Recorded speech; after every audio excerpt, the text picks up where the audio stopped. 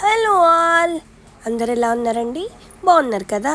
ఈరోజు నేను ఈ వీడియోలో అవసరం లేని కాటన్ శారీస్ని కానీ ఆర్ మిగతా శారీస్ని మనం ఎక్కువ యూజ్ చేయని శారీస్ని కానీ ఏ విధంగా ఇంట్లో వస్తువుగా కన్వర్ట్ చేసుకోవచ్చో చెప్తాను. ఇక్కడైతే నేను కాటన్ శారీ మొత్తం తీసుకున్నానండి. ఇదైతే ఎలకలు కొట్టింది, సో అవి కనపడకుండా అయితే లోపలికి ఫోల్డ్ చేశాను. ఒక సైడ్ అంచుని మాత్రం కట్ చేసి పెట్టుకున్నాను.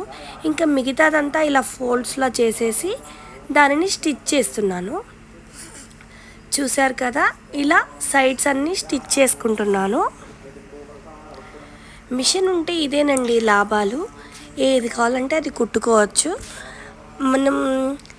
మనం సైడ్ కుట్లు వేసుకోవడం కానీ అసలు ఎమర్జెన్సీ సిచ్యువేషన్స్లో బాగా పనికి వస్తుంది. ఎవరికైనా ఇంట్లో ఆడపిల్లలు ఉంటే మాత్రం వాళ్ళ ఇంట్లో కంపల్సరీగా మిషన్ ఉండాలి. ఎందుకంటే ప్రతిదానికి టైలరింగ్ షాప్కి వెళ్ళి రాలేం కదా, సో చిన్న చిన్నవైనా వచ్చి ఉండాలి.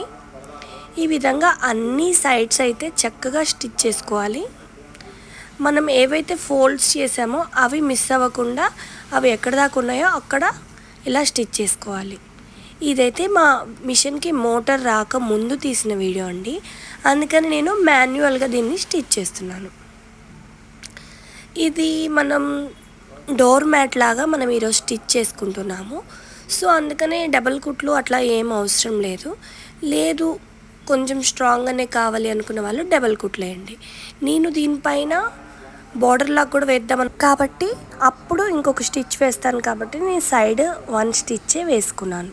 ఇలా సైడ్ అంతా స్టిచ్ వేసుకున్నాక మధ్యలో ఎంత వెడల్పు ఉందో దాన్ని బట్టి 2 లేదా 3 భాగాలుగా ఇలా స్టిచ్ చేసుకోవాలి. ఇలా ఒక సైడ్ అంతా పొడవుగా వేసుకున్న తర్వాత అడ్డంగా వేసుకోవాలి.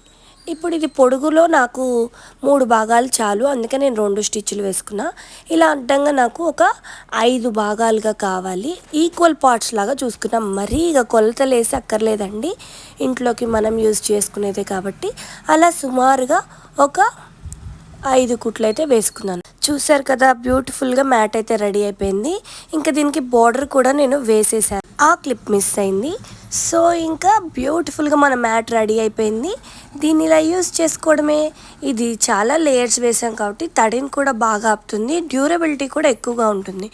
మనం ఇలా సైడ్స్ ఒక్కటే స్టిచ్ చేసుకుని కూడా వేసుకోవచ్చు, బట్ అలా అయితే మనకి కాళ్ళు తుడుచుకుంటున్నప్పుడు ఆ ఫ్రిక్షన్కి అవి లేయర్స్ అన్నీ ఊడిపోతాయి, మన కాళ్ళకి తట్టుకొని మనం కింద పడే ఛాన్సెస్ కూడా ఉన్నాయి.